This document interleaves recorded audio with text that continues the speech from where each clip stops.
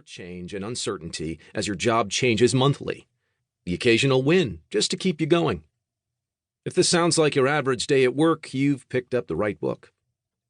This book will help you be more focused and productive, work smarter, stay cool under pressure, reduce the length of meetings, and even tackle the hardest challenge of all, influencing other people. Along the way, it may help you be a better parent and partner, and perhaps even live longer.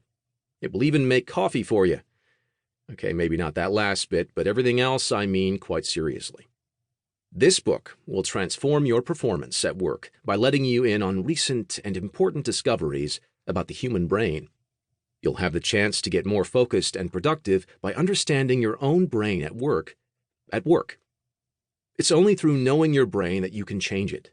How your brain can change by understanding itself is something you will learn about here too. I know a lot about how brains get easily overwhelmed, so I have no intention of drowning you in complicated science here. Instead, in this book, you'll get to know your brain in a way that brains like, by reading a story. This story involves two characters, Emily and Paul, as they experience a set of challenges over a single day at work. As you watch Emily and Paul go through their day, some of the smartest neuroscientists in the world will explain why they struggle with their email, schedules, and colleagues.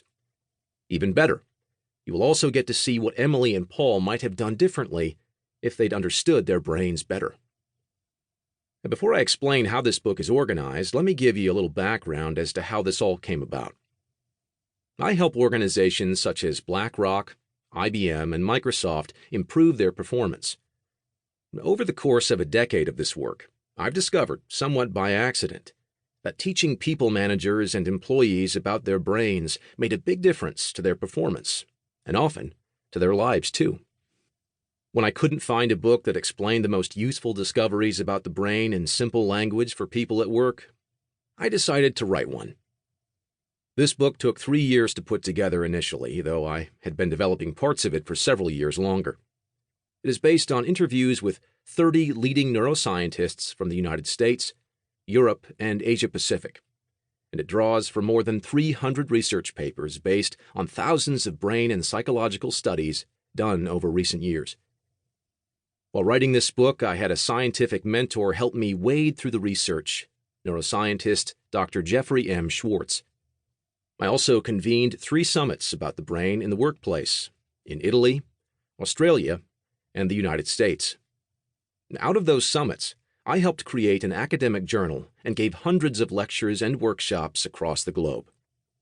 Since the first edition of this book came out, I have now run 14 international summits and written or edited over 50 papers for academic journals, helping to define a whole field of study called neuroleadership.